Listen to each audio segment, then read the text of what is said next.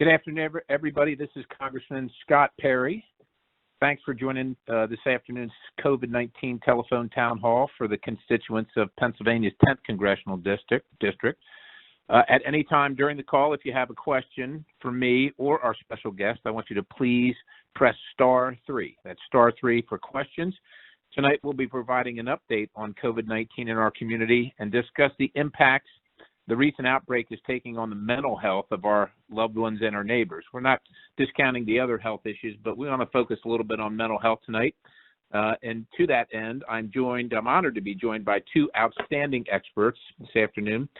Dr. James Rasek has served as the Chief Medical Officer at UPMC Pinnacle since 2017. Dr. Rasek has 39 years of professional medical experience, and prior to joining UPMC Pinnacle, held several medical and senior leadership positions, including as Senior Vice President and Chief Medical Officer at Eastern Maine Medical Center. Dr. Rasek also served our nation in the United States Air Force, and we thank him for his service. Also, we are joined by Dr. Melissa Brown, a clinical psychologist and Senior Clinical Manager at UPMC Pinnacle. For the past 14 years, Dr. Brown has treated toddlers, children, adolescents, and adults with comorbid diagnosis of autism and anxiety, obsessive-compulsive symptoms, depression, ADHD, and trauma. Now, public health emergencies such as the outbreak of COVID-19 place immense stress on our communities, and everyone reacts differently to stressful situations, so it's important to just make sure everybody's included in the conversation. A recent survey found that nearly 70% of Americans reported some level of mental distress due to this pandemic. In addition, a national public health group, the Wellbeing Trust, conducted an analysis on the impacts of the growing unemployment crisis, an economic downturn, and stress caused by isolation and lack of a definitive end date for the pandemic lockdown. The group found that as many as 75,000 Americans could die because of drug and alcohol misuse and suicide as a result of COVID-19 pandemic. Even locally here, we're seeing I would say, a pretty great uptick. I think for the month of May, the overdoses from last year were double in at least one of our counties. So there's definitely truth in those results, and it happens right here. Across the country, we're starting to see signs that the crisis is taking a tremendous toll on our neighbors. In March of this year, the Disaster Distress Helpline saw a 338% increase in call volume compared to just February. So from March to February. When comparing March 2020 to March of 2019, the Disaster Distress Helpline saw a 900% increase. So during this difficult time, just absolutely must support our loved ones and our neighbors. And I'm humbled to lead the discussion tonight with two great experts on how we can support ourselves and our loved ones during this COVID-19 pandemic. Now, if you or someone you know needs help, we're just going to give this number out now just in case, and we'll continue to give it out throughout the call. Please contact the Substance Abuse and Mental Health Services Administration National Hotline at 1-800-662-HELP. That's 1-800-662-HELP, which HELP is 4357, or the National Disaster Distress Hotline at 1-800-985-5990. And again, I'll try and give those numbers out throughout the call. Again, we're privileged to have two outstanding experts with us tonight to help keep our community informed during the pandemic. Remember, again, to press *3 if you'd like to ask a question. And I'll kick off tonight's event with a question for each of our guests. I'm going to start with Dr. Brown.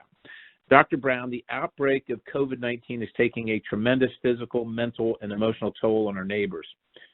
What are your top tips for how we can support ourselves and our loved ones during this crisis?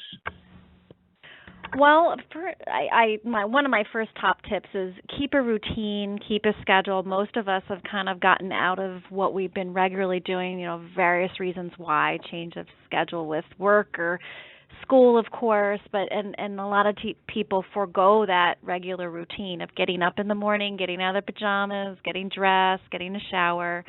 So that's really vital and important, just kind of help those transitions in the brain. And then, of course, eating healthy. Most of us are stress eating right now and really feeling anxious, and so we reach for those carby, sugar-laden, not so great for the brain foods, and so really just trying to keep your diet healthy.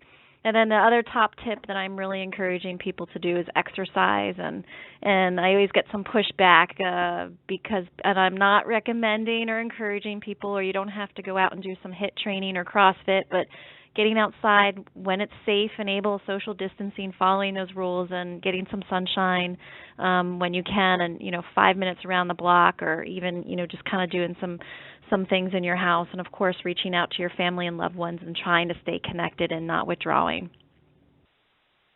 Yeah, it sounds like great advice, although I will tell you, at least for me personally, the food situation is difficult because you're around all that stuff.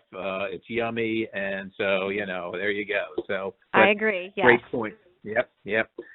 Dr. Rasek, our healthcare providers are on the front lines of the battle against the pandemic or the COVID-19, and they've been working literally tirelessly since the outbreak began, essentially over 2 months ago now. How's our community doing in the fight from your perspective? Well, I just want to say that our staff, and I'll say specifically our nurses and our physicians and our advanced practice providers have been amazing. They've stepped up, taken care of some very sick patients in our facilities, and come to work every day with a lot of unknowns, but yet are ready to do what they were trained for and what they chose as a profession. I think part of the job of an organization, a healthcare organization, for their staff is to make sure that they have the tools to be able to do that. And in this situation is to make sure that we have the appropriate personal protective equipment, PPE, and we've done that for our staff, and I think that is one of the things that's reassuring to them. I think second is to make sure that they have the appropriate medical supplies, so the things they need to care for their patients. The issue of having enough beds in the hospital, making sure they have the ventilators and other equipment that they need to care appropriately for patients, and we've carefully done that as well, made sure that we had all that. And then it's, to me, having the support services when those individuals need some help. And so, having an open door to our behavioral health services for our healthcare workers, and we have had a program like that for some time where healthcare workers can visit one of our behavioral health specialists to talk over things if they're having a difficult time.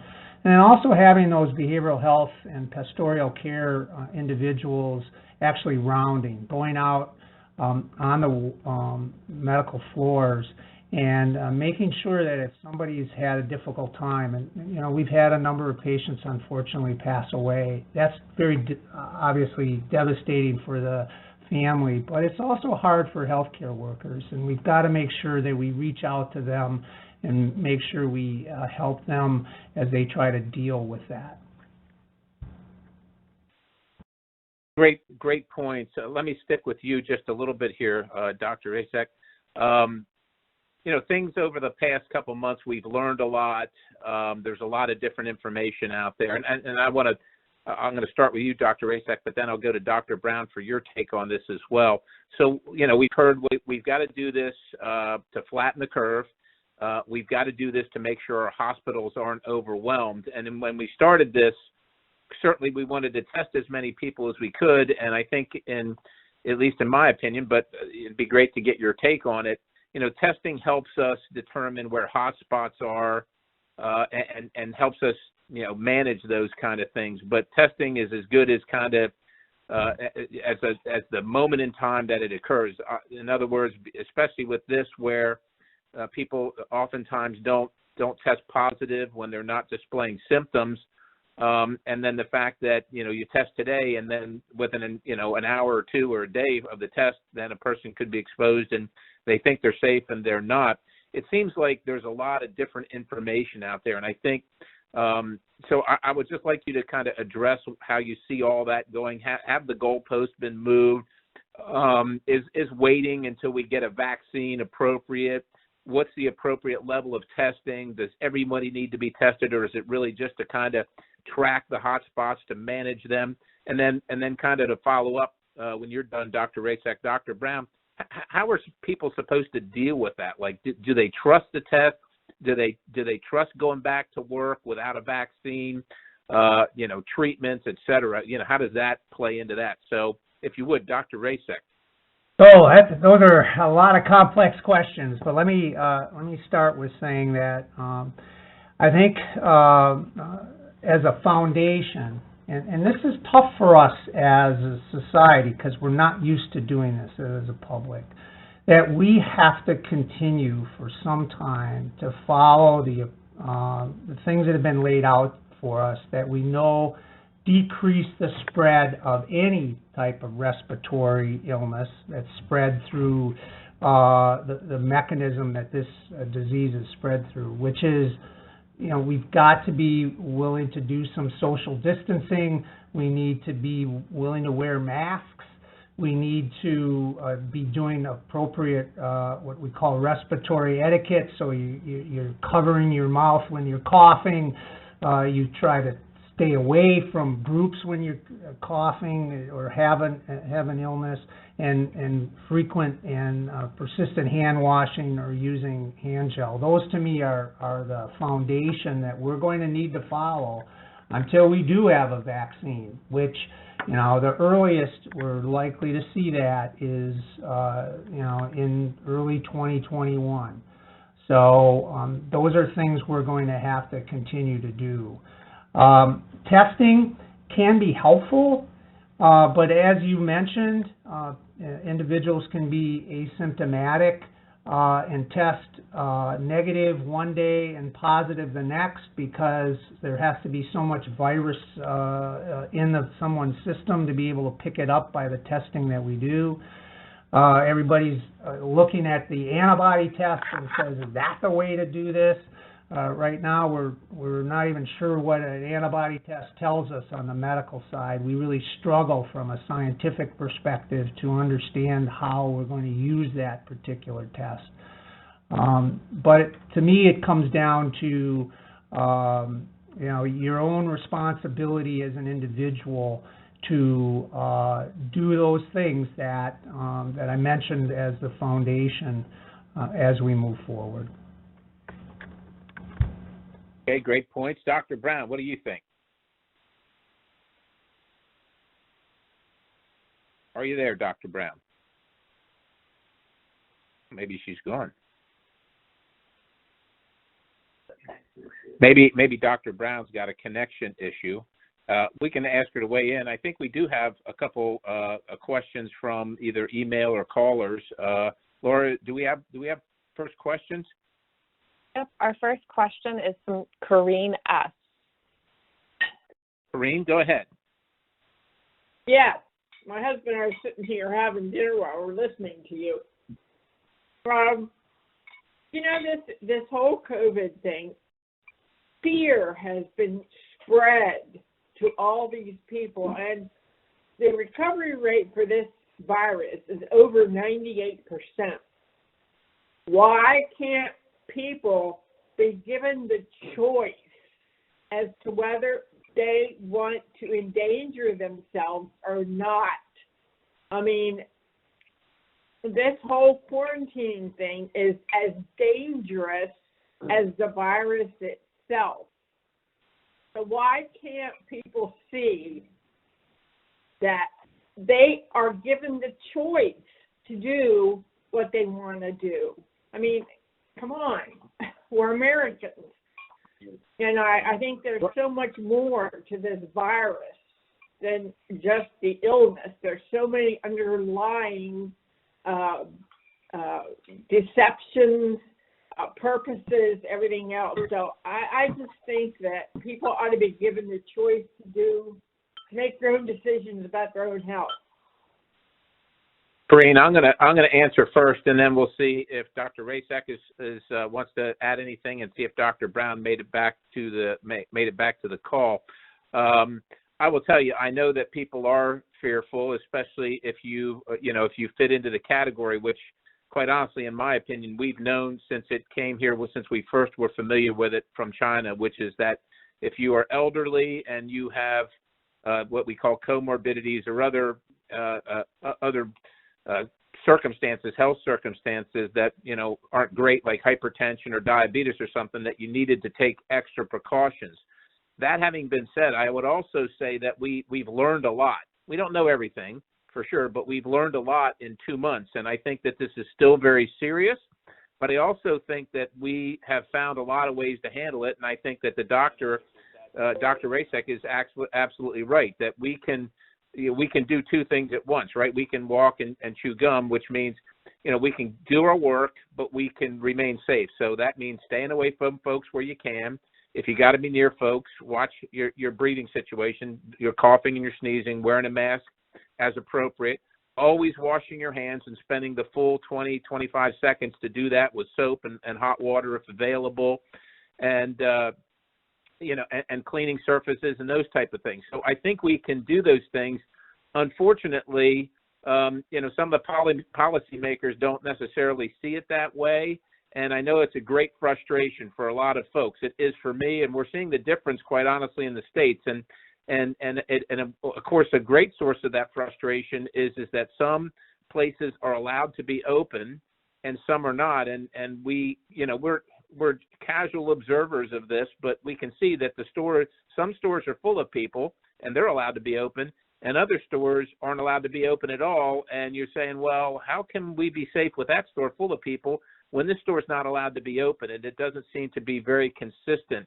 And so, look, I've tried to be respectful of the policymakers at the state level regarding this, because I understand that these are difficult decisions and we didn't know a whole lot.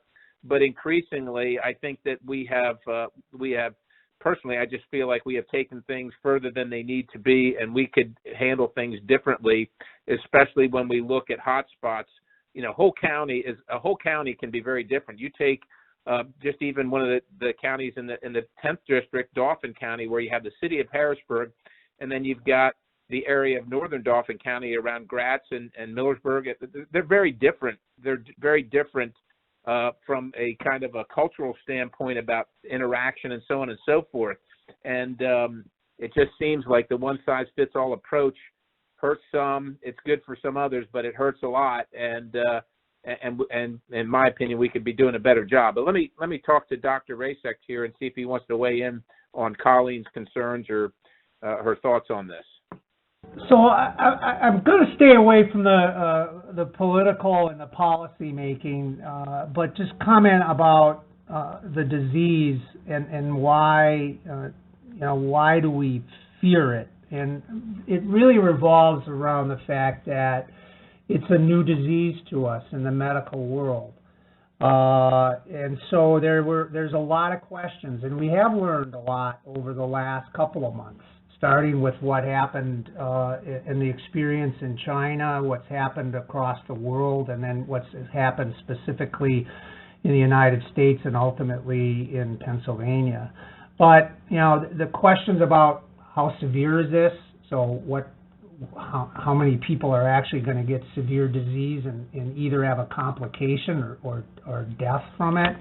How easily does it spread? And then the fact that, frankly, we don't have a vaccine, and right now we have one drug that we know decreases the length of an illness if someone recovers. We don't even know if that helps prevent some of those complications or death, but we know if somebody's going to recover, they recover about 3 or 4 days faster getting remdesivir. So with all those unknowns, you get different reactions, and I think part of what's happened on the political and the policy scene is that's what's driven the reactions that have happened. Yeah, Corinne, I don't know. Hopefully we answered your question, but there's a lot of different. Of course, this is an inexact science, so when you intermix the medical profession and opinions with the more scientific ones, so to speak, with the policy prescriptions, obviously the states are handling this very, very differently. You look at Florida or Georgia compared to New York or South Dakota or even California. It's just it's a different policy prescription, and I guess it's up to us to determine how we feel about that, whether it's enough or too much or not right, and should people have the choice, and if they do have the choice, does that imperil others? And that's going to be an ongoing discussion, and I think that's quite honestly changing as we speak. I think if you would go back a month ago and have this very same discussion, I think there'd be a very different attitude than we're seeing, in the middle of May here, and I think that's going to continue to change as the month wears on and into the summer. I do appreciate the question, and would just encourage everybody listening to dial. And thanks for inviting us to dinner too, by the way. If you want to ask a question, to dial *3, and we'll get you on. Laura, do we have another question? The next question is from Deep G. Hey, Deep, what can we do for you? Congressman, first of all, I want to really thank you for doing these town hall meetings. That means it shows that you care about us. My question is the negative atmosphere which has been created around us.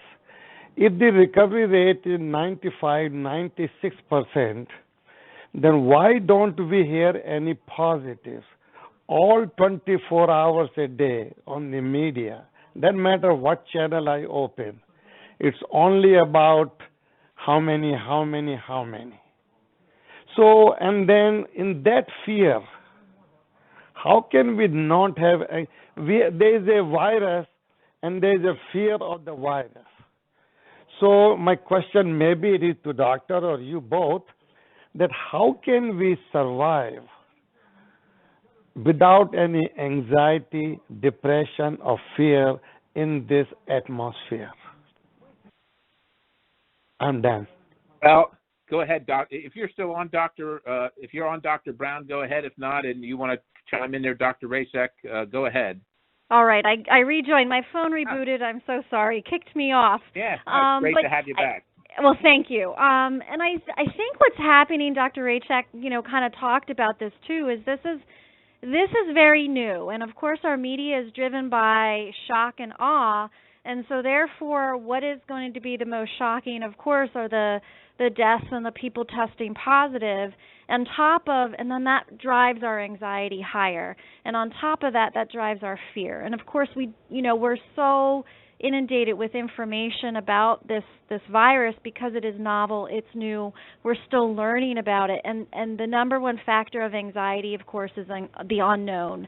And our brains and the human itself does not like to deal with the unknowns. We like complete pictures. So then, of course, when there's not information to kind of fill in those gaps, it drives our anxiety and it fuels that. So it really is important. I discourage people to turn off the media, limit the time that you are watching the news, pick a time of day, get the updates when you want them, once a day, twice a day, whatever is most comfortable for you. But it is important to kind of limit that and step back from it and, just take it day by day, because that's where we all are right now as things change and as we shift and as we learn and as we grow. And that's going to be, one of the best things for your mental health. Hey, Dr. Brown, while you're there, and we kind of talked about this, I think when your phone had an issue there, is that I think, that fear, that unknown, obviously you're the expert on it, but, we can't help but agree with you that drives the anxiety. And we wonder about, like, where do you get the information that you use to determine, either you or Dr. Rasek? For instance, I will tell you that I check obviously several times a day because I feel like I need to be informed, and I listen to the daily number, how many new infections, how many deaths, but what I don't get is how many recoveries. What I don't get was where did the deaths occur? What was, what are the numbers regarding, are they young people, are they older people, are they predominantly here, there, whatever? And I think there's a lot of, I hate to say it, but I think it's true. We somehow have a lot of skepticism, but it seems like it's well-founded when you find out, like even in Dauphin County, the death number was revised down recently. Armstrong County revised theirs down recently. So we wonder, well, did we hear, whatever we heard last week, was that true or wasn't that true? How do you revise these numbers down? Where do you suggest people go for information that they can trust? Or, I always tell people to multi-source their information, but when it comes to medical things, that's something most of us just aren't familiar with.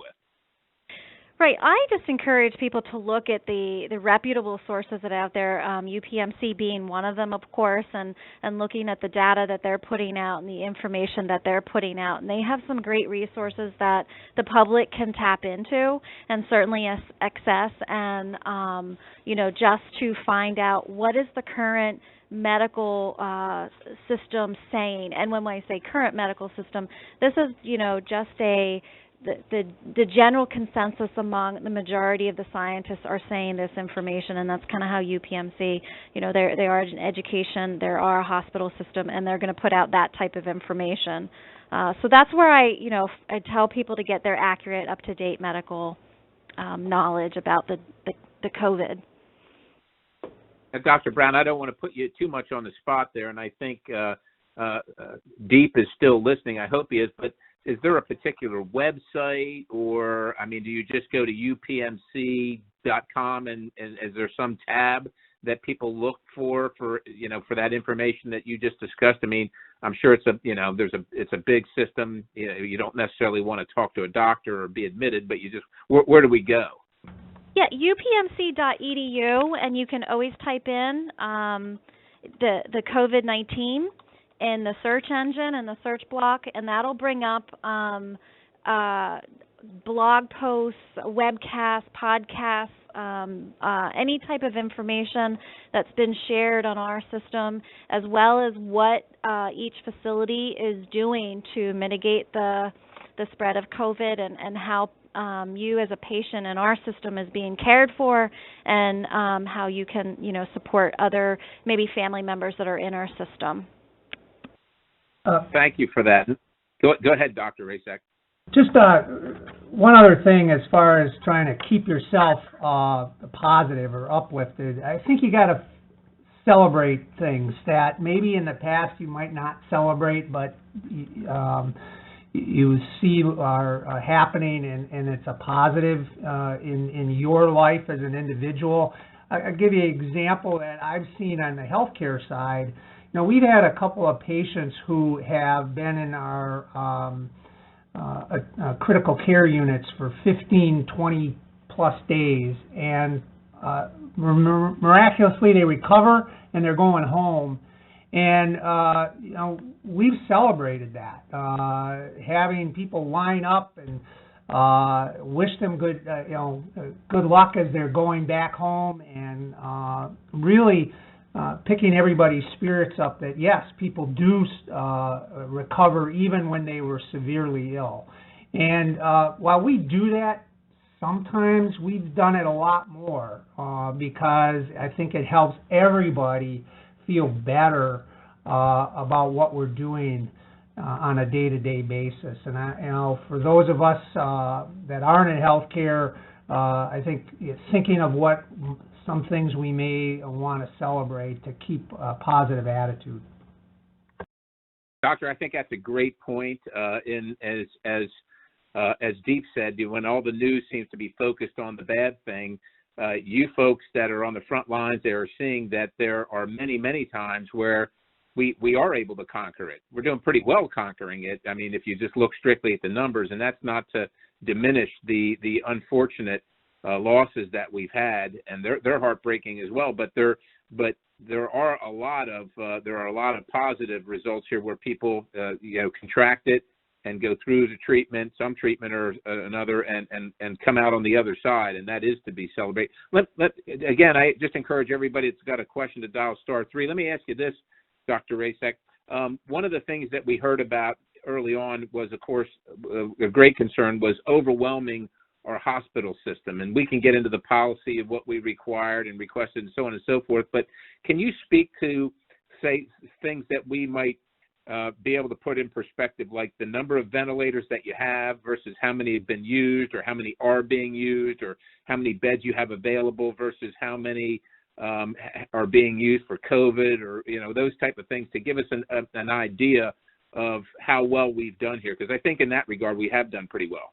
Yeah, we've, I think, done an excellent job of planning, and I think originally, again, with a lot of unknowns, sort of preparing for what I'd call the worst case scenario is important, because you want to be ready to handle that.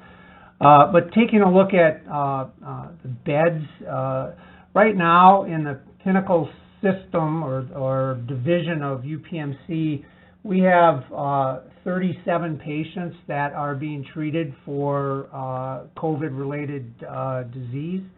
And that's spread across 7 different hospitals. The majority of those are in the Harrisburg hospitals. As far as ventilators, we're using about a quarter to a third of our capacity. So we've got plenty of ability to handle a surge of either COVID patients, or even as we now start to provide essential services to patients who do not have COVID, to care for them as well, because we want to make sure that patients are being treated and they feel safe coming into our facility to seek care that's non-COVID related. And we know there's been some challenges with that across the country, where people have stayed home instead of coming in for the fear of going to the hospital. So we, I think, have planned really well. We planned really well around our personal protective equipment, so that we have enough at this point, and to continue to do the right things for our staff to protect them, as well as as we bring other people into to the hospital setting or the ambulatory setting. I think feel really good about how we approach this from a planning perspective. So, Dr. Brown, I have another question for you regarding overdose, suicide, and maybe people that are neglecting their own care, but I really want to stay focused as much as possible on the questions of the folks that are listening. So, Laura, do we have another question? And thanks, Deep, for your question. Laura, do we have another one? Yes, we do. Our next question is from Elizabeth L. Hi, Elizabeth. What's on your mind? Okay, I live in northern Dauphin County, and we go into stores. It's a small store between Elizabethville and Likens, and they never have masks on. They say they don't have to. Now, they're Mennonites. Don't their religion permit that? I feel I wear a mask all the time. They are oftentimes, what's the right word to use here? They oftentimes don't have to abide by many of the different things that other folks that are not within their religious sect have to abide by from a legal standpoint. However, in this case, I'm not sure that I've heard that there's an exception in this regard, and you don't have to be in northern Dauphin County to be acquainted with that or to kind of run into it. I don't know of any exception. Let me just ask the doctors if they've heard any religious exceptions to the protocols from the CDC or otherwise. Do you either one of you know anything about that? I do not. I would not be able to answer that question. Okay. All right. I do not either. Yeah. Same answer here. Yeah.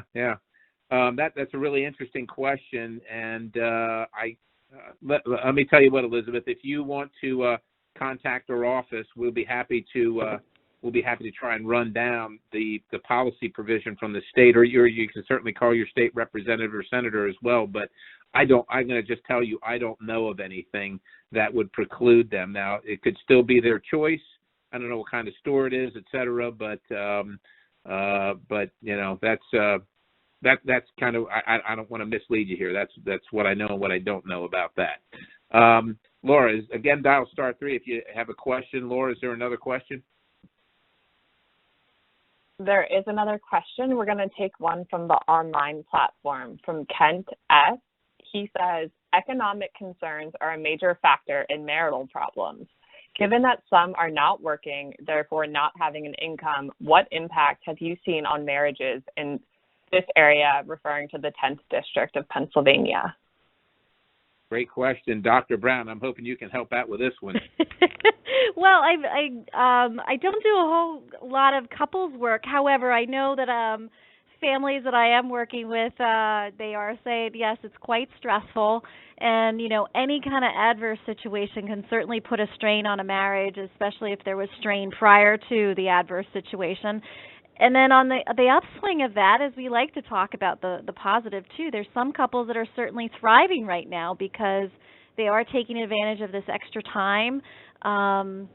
They are, certainly the devastation of being out of work and not getting an income, but recognizing, okay, this is an opportunity to try to catch up on that honey-do list or, check some things off my list and try to stay focused on, what I can control.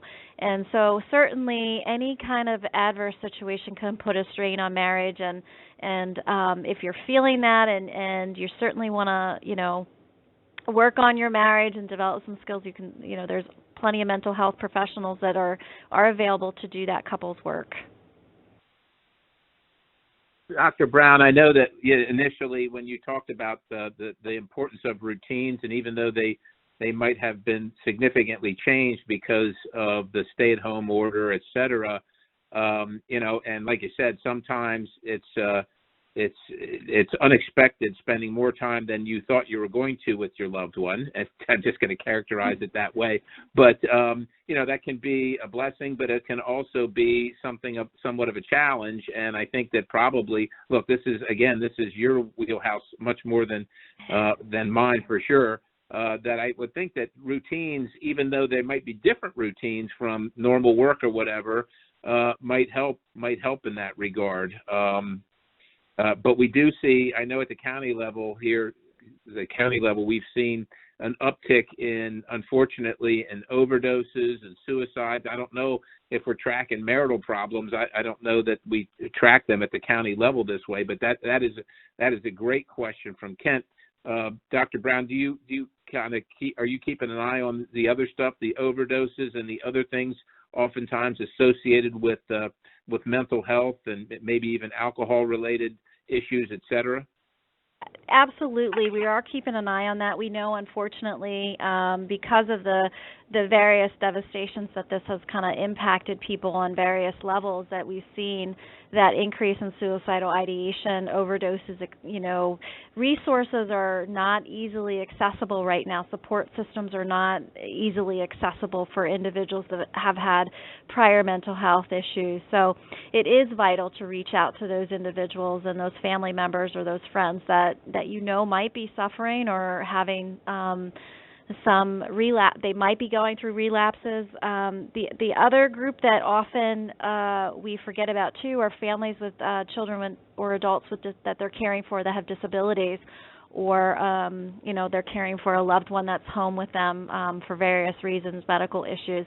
They often are, because of the greater strain on their resources and the changes in the routines and the schedules and the availability of the various interventions that they're used to receiving, it certainly puts that added stress on families. And with kids being home, et cetera, it can be a daunting task to try to run the house and still stay organized and not feel those effects of the pressures that we're all feeling. Yeah, all great points. I'll continue the conversation on some other questions in that regard, but I'm going to go back to Laura to see what other questions we might have from our listening audience. Laura, do we have another question? Our next question is from Karen B. Hey, Karen. What's on your mind? Hi, my name's Karen, and I'm the owner of Harmony Hall Estate. I'm a wedding and event venue in Dauphin County. I get calls all day long about what's going to happen in Green. When are we allowed to have a wedding? When are we going to hear the mass gathering guidelines? And that's pretty much my clients are really looking for some answers. Yeah, Karen, and good to talk to you again. Fortunately, I know that in your county, it's been in the news going from red to yellow and looking at their metrics, and unfortunately, somewhat acrimonious, or certainly there's been some disagreement with that. At the same time, I don't get a sense across the Commonwealth at all of when anybody's thinking about, going green, at least from a public policy perspective from the governor's administration. With that said, businesses like yours, and not only the business, Karen, because you've got employees, you've got obligations. We've talked about that, but also the people that are relying upon you that want to kind of get on with their life and want to celebrate the things in their lives. I will tell you, I don't have an answer. We are questioning the administration respectfully on a regular basis to try and see where they're headed based on the metrics. But I can't predict that right now. I wish I could tell you an answer, and I know that you are significantly challenged under the current circumstance.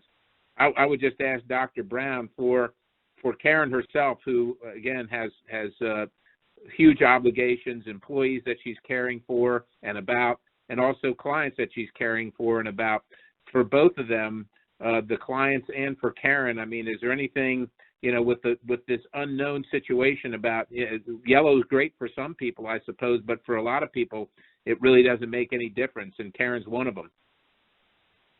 Yeah, I think, it's really difficult to, because we're being told and, we're being directed as to what we can and can't do at this point, that's something that's new to us. We're not used to dealing with those type of constraints, but it'll certainly be important to kind of advocate for your clientele as well as yourself and your business, and sometimes that's helpful for people to feel like they can do something about the situation, because again, that is one of the other driving factors to the feelings that people are having is, what can I do? This is out of my hands. Everything feels like it's out of my control, and just trying to find something that you can kind of have some control of. Like I said earlier, our schedules, our routines are certainly things that we can control, and just do your best to keep everybody informed, keep informed yourself, and those are just some general tips to kind of take care of yourself.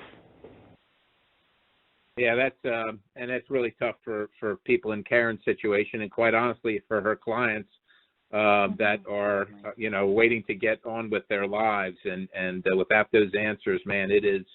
And I would say this too as well, Dr. Brown. It's almost not even so much that you don't have the answer.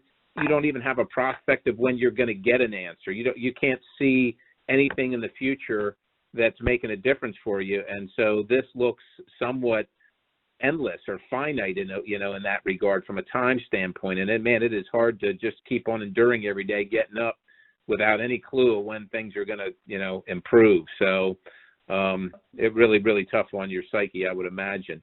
Thanks, Karen. I wish I could provide more information. Go ahead, Doc. Representative Perry, just a comment. Some of this maybe needs to switch the conversation from, and I hear people saying, well, when are we going to get back to normal? When can we go back to the way things were pre-COVID? We're a ways away from that. And so to me, the conversation needs to be, how do we coexist with COVID-19 in the community? And so I think frankly, if I was going to give advice to our policy and political leaders, it'd be start having those conversations with the experts in how do we do this? How do we open things up and coexist with this virus circulating, which can infect individuals and can have devastating results? And what are we willing to do as a society, as a public, to coexist? because that's where we're going to be for the next 6 to 12 months. Yeah, Doc, I really couldn't agree with you more. I wrote a piece that was in the Washington Times that said, COVID-19 was released and now it's here forever. And, Ebola is not present, every day, and certainly not around the world, and neither is SARS or MERS or any number of these things. But COVID-19 is out there now. And as far as I know, it's never really going to go away. It is correct. How are we going to manage it? And I don't think that Karen is diminishing the importance of the risk here. And when she says get back to normal, I think she does understand, as most people do, that the old normal isn't probably going to look like the new normal, but it has to look like something different than what we have now, because people's lives are on hold, and we got to figure out how do we get back to our lives and exist. And be prosperous and be happy and be successful while this is here. How do we manage this? Just like a lot of people manage a lot of different challenges in their lives. How do we do that? So I couldn't agree more. Laura, next question, please. Our next question is from Greg H. Oh, God. Hey, Greg, go ahead. Listen, Mr. Perry, thank you, and the doctors. Just sitting here listening, man, I went all over the place. But I'll come back to, since it was one of my questions, I was thinking with since it's on the mental health issue, do they track the calls based on first-time callers, and or are we just having the increase in calls from existing people with mental issues? And then I'll just make a general question, is that if I'm a 25-year-old healthy individual, why am I self-quarantined? What is so devastating to the younger population that they can't live their life? I'm 64 years old. I'm obese. I have high blood pressure. By God, when my kids go out, we make sure we know where they were. But it's my responsibility to make sure I take care of myself and protect myself, not my kids. I'm missing the boat, Senator Perry. So if you can comment, and then my final question is to you, Senator Perry. What's giving the government the power to shut down businesses? Is it my basic understanding is because they deemed it a health care. I don't know what the term is, but I don't understand how this is any different. And I know it's contagious, but I'm going to stop rambling. But anyways, I think it's that public that needs to be monitored, the 65 plus group, 60 plus, having pre-existing conditions. By God, we do have to be extra careful. If I'm in a nursing home, my aunt, they have to do all kind of extra things. But we're turning this thing into something that I just don't understand how the government is doing what it's doing to all of us. And I'll shut up and stop rambling. And sorry for my nerves. No, it's okay, Greg, and I sure appreciate your question. Listen, a lot of folks that maybe aren't asking the question have the same question, so I'm happy to address it the best we can. I'm going to start with Dr. Brown, though, on the first call, the first-time caller regarding mental health issue, because I'm not sure the answer to that, and then I'll try and address your other specific questions regarding the policy and the authority. Yeah, I can't answer specifics. I know that, what our agency does is what our agency does, but I imagine that the hotlines certainly are keeping track of, why people are calling and, are they first-time callers. I suspect that because, psychologists, behavioral health, we like statistics, we like data, so we are data-driven. So I'm sure they are doing that, but I can't answer specifically. I know we tend to do that here anyway. But I don't have that data in front of me to know, that there's been an increase in those numbers of first-time people reaching out for mental health services. Yeah, thanks, Dr. Brown. And that could also go institution by institution and county by county, Greg. So, these hotlines, UPMC, when they intake calls, they might that person may never have called the county, or may have called the county and then called UPMC or been referred or what have you. So, but I think that again, I agree with Dr. Brown that they're probably, we're getting the numbers that there's been a significant increase. What I can't definitively say whether they can break that down, first-time callers as opposed to repeat callers or what have you. But I can't imagine with the numbers that we're talking about, the increased number, 900% in one case year to year. Obviously there's been a great impact. Regarding the policy, it's the disaster/emergency health declaration by the governor that gives the governor the authority. Now, this is similar in some sense to what we call the War Powers Act in Washington, D.C., or at the federal level. But the difference is with an emergency health declaration or disaster declaration, at least for Pennsylvania, it's completely within the purview of the executive, and it's up to the governor to declare when it starts and when it's over, without input or without regard to differences of opinion from the legislature. Regarding the War Powers Act in Washington, D.C., so if the president deems it appropriate and necessary to defend the country or attack another country, he's got a limited amount of time before he has to come to Congress and justify that, and Congress either approves or disapproves and can either continue the action or fail to fund the action or attempt to stop it in various different ways.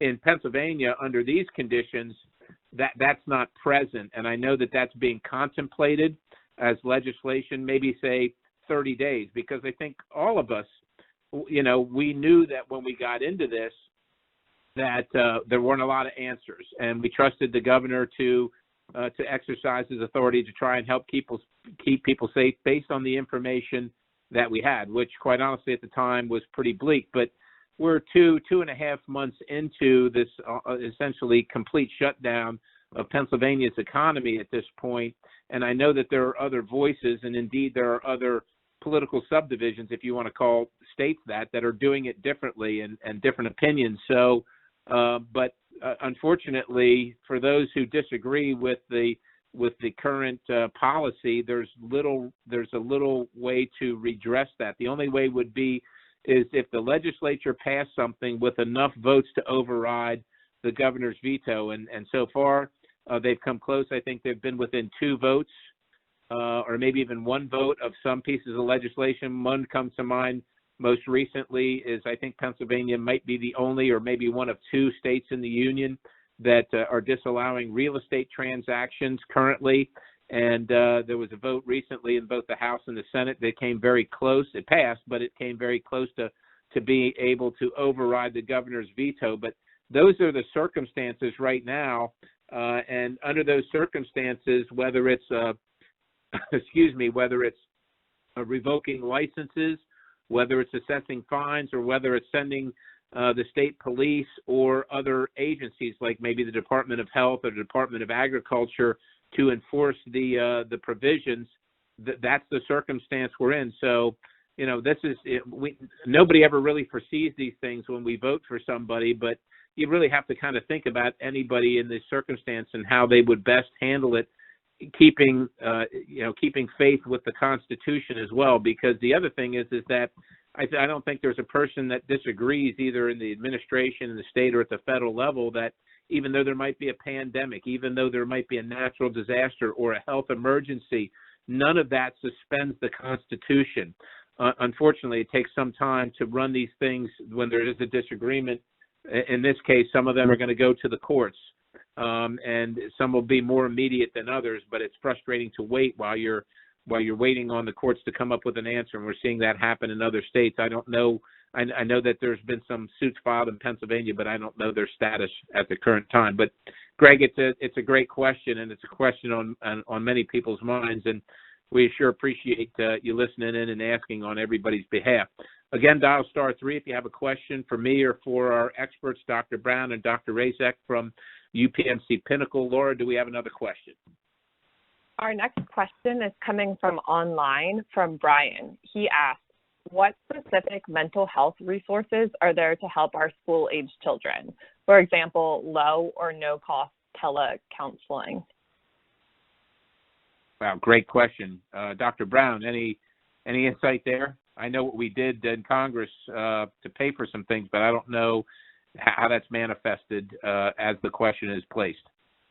Yeah, you certainly can contact any of your local human resource or human health departments, and they can connect you with low cost or free telemedicine right now. That's what we're offering.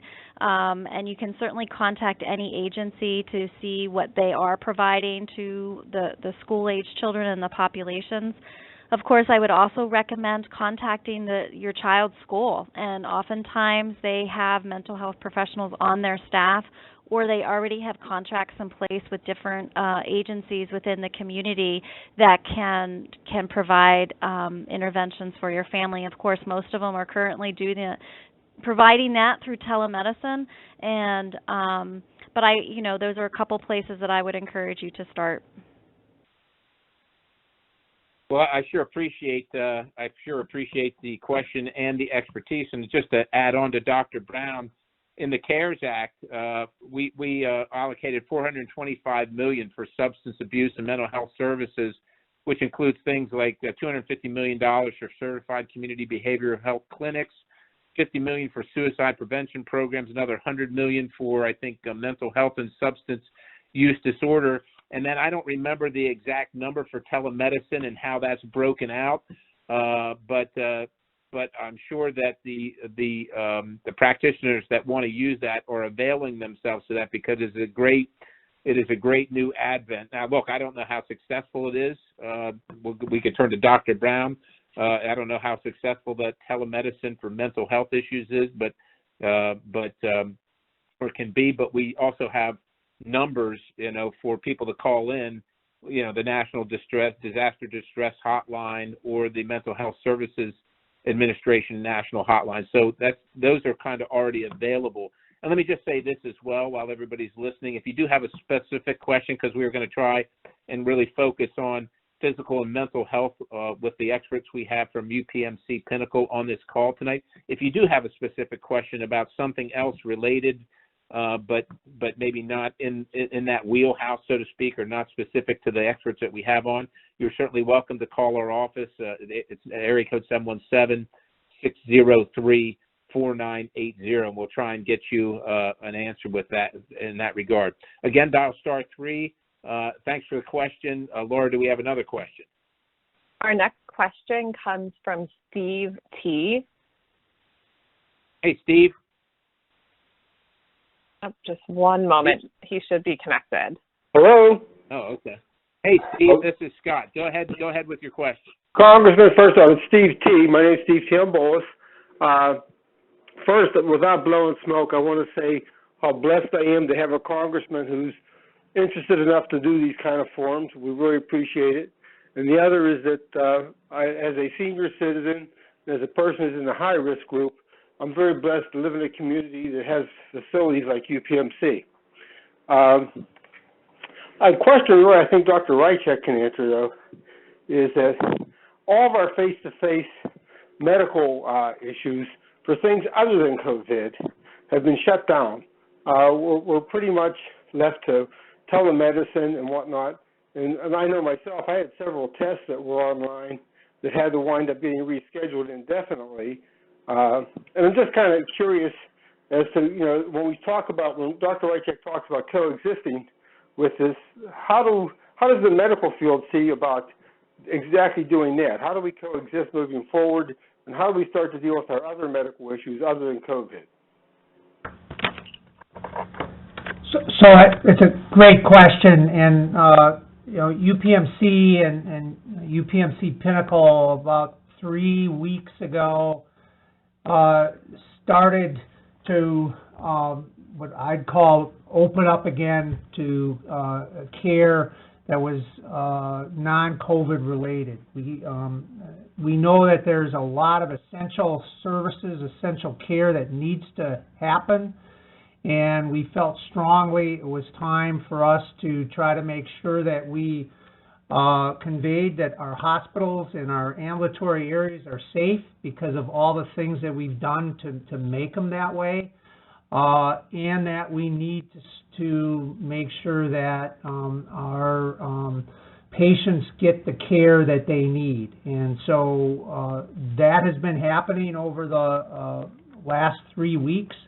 We understand there's going to be some delays or inconvenience in that people had to reschedule, but at this point, you should be able to get those services scheduled and be seen, whether it's for a certain test or if it's a visit with one of your primary care physicians or a specialist, to have that happen in person if that's your preference. There was some comment about telemedicine before, and the fact we have been using telemedicine a lot. Certainly in the mental health area, telemedicine has been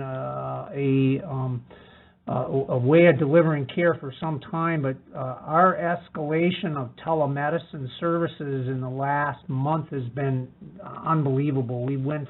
We're doing over 1,000 what we call virtual visits or telemedicine visits a day.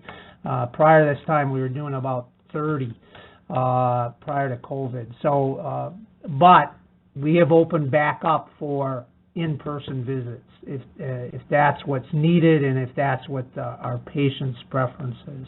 So you should be able to get those services. So, Dr. Rasek, just following up on Steve's question, does that give me some idea too? Does that mean the hospital's essentially 100% open, 90% open? I mean, I know business isn't business as usual, so to speak, because COVID's still present, but give us an idea of is the hospital essentially open for business, even though it might be backlogged because cases were held up for 6-8 weeks? We are open for business, and we want to provide that essential care that our patients need. So yes, we are open. Excellent. Well, I sure appreciate it. And Steve, thanks for the kind comments for myself and for Pinnacle. You're a great listener. I got Dr. Rasek's name sitting right here in front of me, but I don't know if you do. So thank you very much for that. Hey, Laura, do we have another question? Our last question for tonight is going to come from Karen L. Hey, Karen, what's on your mind? Hi, I work in a care facility, and knock on wood, praise God, we have no COVID. But we also received a letter that stated that we will have to accept COVID patients. So now I've been quarantined in my home all of this time to make sure that I don't come in contact with anybody, because I wouldn't be able to live with myself if I went back to where I work and I was the person that gave them COVID, that would end their demise, whatever. I mean, we have people on hospice and everything else. So if I need to quarantine, why are we now forcing our homes, the ones that have stayed safe, the ones that have taken every precaution? I mean, I sit at my desk, I'm in my own office, and I have a mask on the whole time. I just want to know why would you put it that we have to accept COVID-positive patients in a place that right now we've kept COVID-free?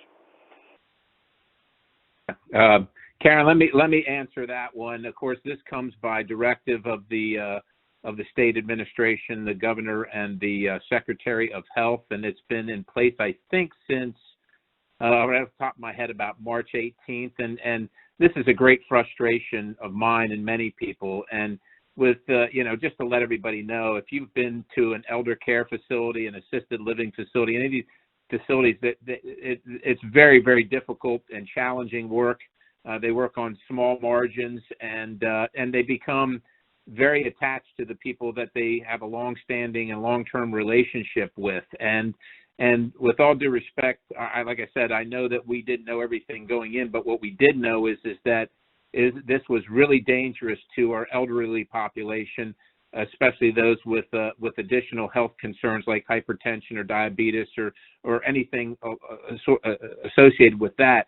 And I'm very, very frustrated. New York followed the same suit with the same results. They at least changed course at some point when they realized that this was devastating to these elder care facilities and that population, which, by the way, not only are we forcing by edict these COVID positive patients on, but we're not providing them the equipment that they need. They oftentimes don't have the complete expertise that they need or the facilities that they need, and they have to take these patients. I know that options were given to the governor early on that were rejected. I also know that we sent, just in addition to the portions of essentially $3 trillion now, $5 billion essentially in cash right to the state to deal with issues like this. And it vexes me why these places like the one that Karen works at, and God bless you, Karen, we sure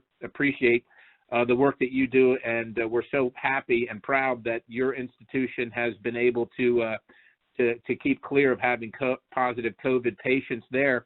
But I just think this is a wrong-headed policy, and I don't understand why a lot of Pennsylvanians maybe don't know about it or are willing to accept it.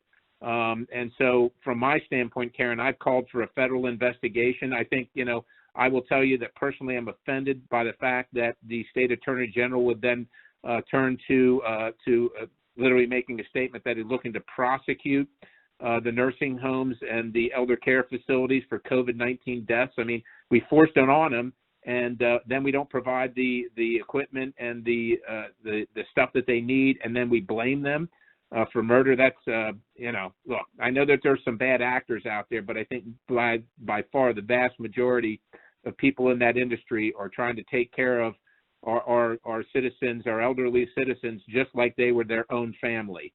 And that's what we would expect them to do. So, so just to be clear, it's not the federal government requiring that, and it's not the hospitals requiring that either. That's coming straight from Harrisburg and the administration there. So, and I think there are a lot of people that have recognized it, and we're working on it. I will tell you that I'm planning to have a conversation with the Health and Human Services Secretary even sometime today. So.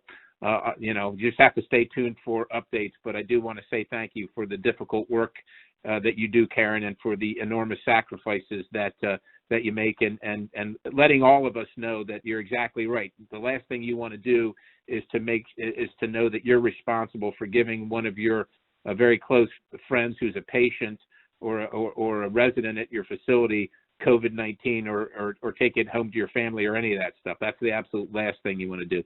Folks, the time has gone fast. I sure appreciate all the input.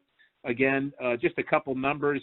The Mental Health Services Administration National Hotline, 1-800-662-HELP, or the National Disaster Distress Hotline at 1-800-985-5990. Again, I want to thank Dr. Brown and Dr. Razek from UPMC Pinnacle for their expert advice and counsel here today, and their willingness to come on and take some of the hard questions. Dr. Brown, can you give us again the way to get a hold of Pinnacle if people want to do that either on the phone or online? Can you tell us that again? The mental health services or just the UPMC? Either one or both, if you have them, it'd be great. I do.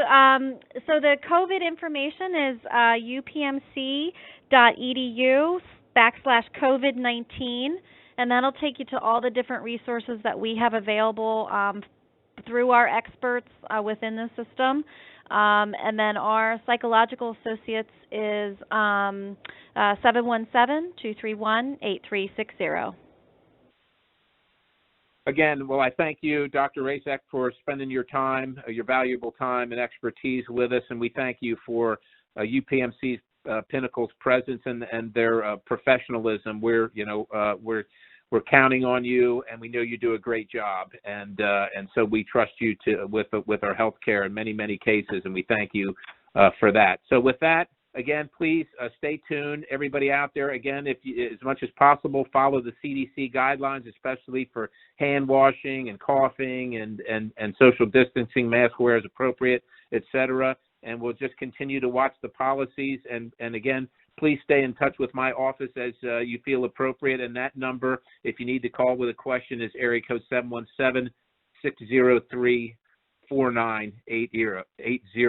It is an honor to serve you, and I hope you all can stay well and safe, and I wish you God's blessings this evening. Thank you. So long.